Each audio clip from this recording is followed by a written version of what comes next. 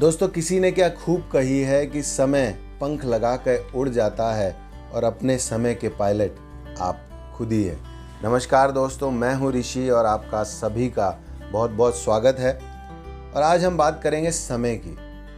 समय इस दुनिया में जितने भी प्राणी हैं, जीव जंतु हैं, मनुष्य हैं, सभी को समय एक बराबर मिला है। यानी 24 घंटे एक दिन में सभी के पास हैं। कोई उसको रोते हुए बिताता है, कोई हंसते हुए बिताता है, कोई सोते हुए बिताता है या कोई जीतते हुए बिताता है। तो एक छोटी सी कहानी मैं यहाँ आपके सामने सुनाने जा रहा हूँ, जिससे कि समय की वैल्यू पता लगेगी।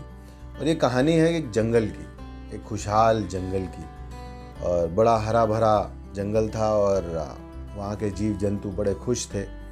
वहाँ पे दो दोस्त बड़े मशहूर थे और एक दोस्त था, इनमें से एक गधा था और एक था टाइगर यानी बाघ। इन दोनों दोस्तों की बड़ी कहानियाँ मशहूर थी कि बड़े पक्के दोस्त हैं। और दोस्तों के साथ जैसे समय जो है बड़ा अच्छा बिताते हुए जो गधे और बाघ एक साथ बैठे हुए थे, तो गधे ने कहा, यार जो आसमान है ना वो हरा है और जो घास है वो नीली है।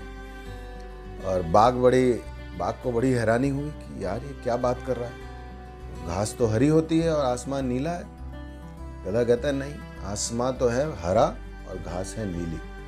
और ये बात बाघ को हजम नहीं हुई। वो डटा रहा, नहीं, वो बहस करता रहा, नहीं, घास तो हरी होती है, देखो हम बचपन से इस घास पे खेल रहे हैं, देखो सामने जीव जंतु सारे खेल रहे हैं, हरे रंग की है वो, और आसमान देखो नीला है और कितना सुंदर लग रहा है। गधा कहता है, नहीं, आसमान जो है वो हरा है और घास नीली है। अब ये बहस होती होती धीरे धीरे एक झगड़े में कन्वर्ट हो गई और पूरा दिन बीत गया उस झगड़े में।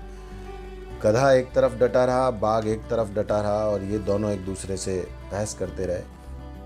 और ये बहस बढ़ती गई और एक वहाँ के जंगल के राजा जो शेर थे वहाँ पे पहुँची। और गधे ने जाते ही शेर के सामने कहा कि जनाब, जो आसमां है वो हरे रंग का है और जो घास है वो नीले रंग की है।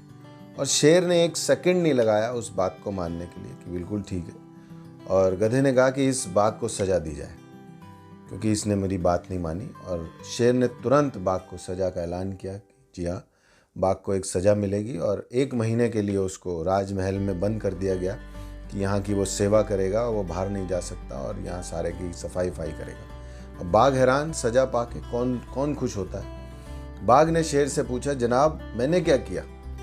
मैंने तो सच बोला, जो सच्चाई थी वो बोला।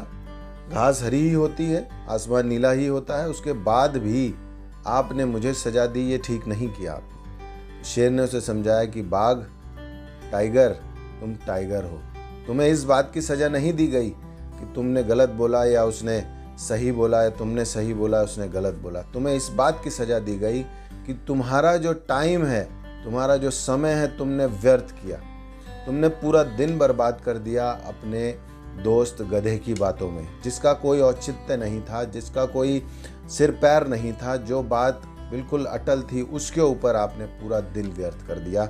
आप ये टाइम, ये समय आप अच्छे कामों में लगा सकते थे, इस प्रजा की सेवा में लगा सकते थे, जो काम आपको दिए गए वो उस पे लगा सकते थे, अपनी ग्रोथ पे लगा सकते थे, लेकिन आपने वो समय किल कर दिया, वो समय बर्बाद कर दिया और इसीलिए आपको सज़ा दी गई है।